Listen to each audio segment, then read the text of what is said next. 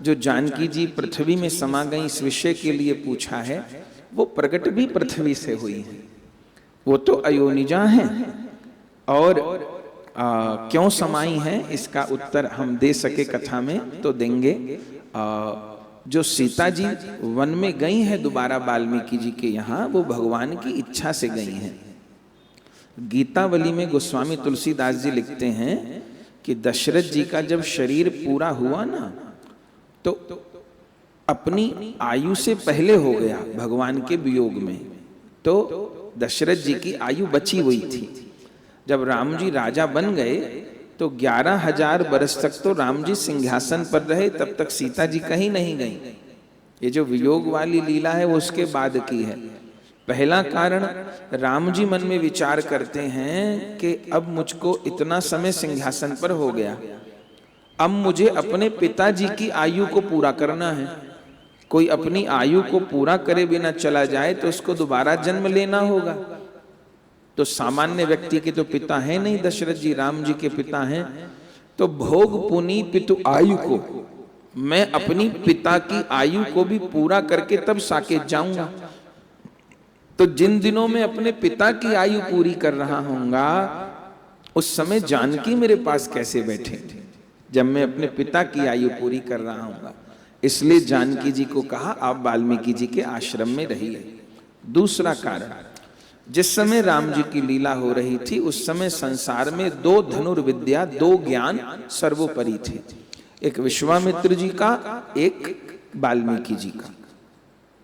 तो वशिष्ठ जी का ज्ञान तो परंपरा से प्राप्त हो गया, विश्वामित्र जी का भी प्राप्त हो गया, पर वाल्मीकि जी का प्राप्त नहीं हुआ।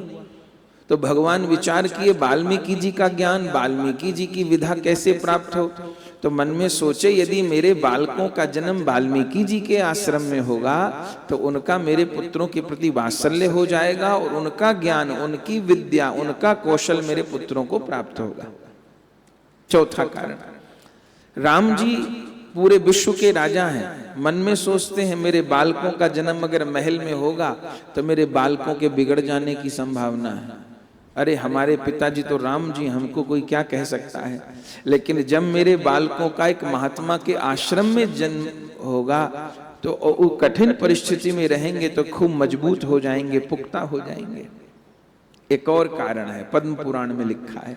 पद्म पुराण में लिखा है जब जानकी जी छोटी सी थी, पुष्प वाटिका में रोज आती थी, तब वहां पर एक तोता मैना का जोड़ा आया। ये वाल्मीकि जी के आश्रम के तोता मैना थे। वाल्मीकि जी ने राम जी के प्रकट होने से पहले रामायण लिख दी थी, इनको याद हो गई थी, ये घूमते थे तो पुष्प वाटिका में आ गए, राम कथा सुनाते थे। छोटी सी सीता जी सुन के प्रसन्न होती थी। अब पंछी तो पंछी कुछ दिन रहे, फिर उड़कर जाने लगे। तब सीता जी ने उन पंछी को रोक लिया और कहा यहीं रुको और मुझे खूब राम कथा सुनाओ। मेरे प्रभु तो अभी तक आए नहीं, जब तक नहीं आए यहीं रुको, मुझे कथा सुनाओ। तोता मैना ने कहा हम लोग बंद के नहीं रहेंगे, मैं जाऊंगा। तोते ने कहा, जानकी जी ने कहा अपनी मैना को छोड़ जाओ। फिर तोते से कहा तुम चले जाओ। वो बोला मेरी जो मैना है ये गर्भवती है, मैं इसको नहीं छोड़ूंगा यहाँ पर।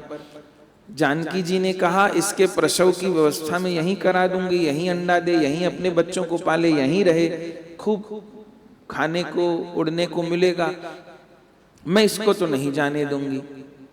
तब तोते ने कहा कि मैं गर्भावस्था में अपनी पंछी को क्यों छोड़ दूं। सीता जी ने कहा नहीं, इसको यहीं छोड़ दो। तब सीता जी ने उस मैना को पिंजरे में बंद करा लिया कि ये न चली जाए, मुझे कथा सुनाती रहे। तो अब वो दुखी हो गया तोता, तो वो तोता जाने लगा। फिर जैसे जाने लगा तो वो जो मैना थी उसने अपने पति के वियोग में शरीर छोड़ दिया पिंजरे में। तब उस तोते ने श्राप दिया कि आपने गर्भावस्था में मेरी पत्नी को मुझसे दूर किया है, आप भी गर्भावस्था में अपने पति से दूर रहेंगी और उसमें मैं माध्यम बनूंगा। तो ये तोता फिर धोबी बना है और फिर वो लीला हुई है, पर उसमें भी दोष नहीं है कोई, उसमें भी भगवान की इच्छा है। ये तोता मैना वाली कथा भी पुराण में है, कोई दंत कथा नहीं सुना रहे, पद्म पुराण की कथा है। तो ये भी कथा है, पर मूल कारण राम जी की इच्छा है।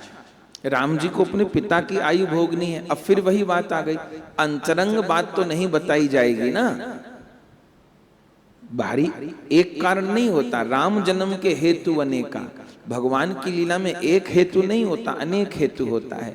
इसलिए जानकी जी वहां गई, फिर जब हो गया तब बालकों को लेकर के आई, और वो प्रमाणित आदि करना गौण लीला है। असलियत ये है कि अब सीता जी को अपनी लीला पूर्ण करनी है, तो राम जी तो सब परिकर के साथ सरयू जी में प्रवेश करेंगे, जानकी जी पृथ्वी से ही प्रकट हुई हैं, तो जानकी जी पृथ्वी में ही समा जाएंगी, इसलिए तो वहां कोई दोष नहीं। ठीक है।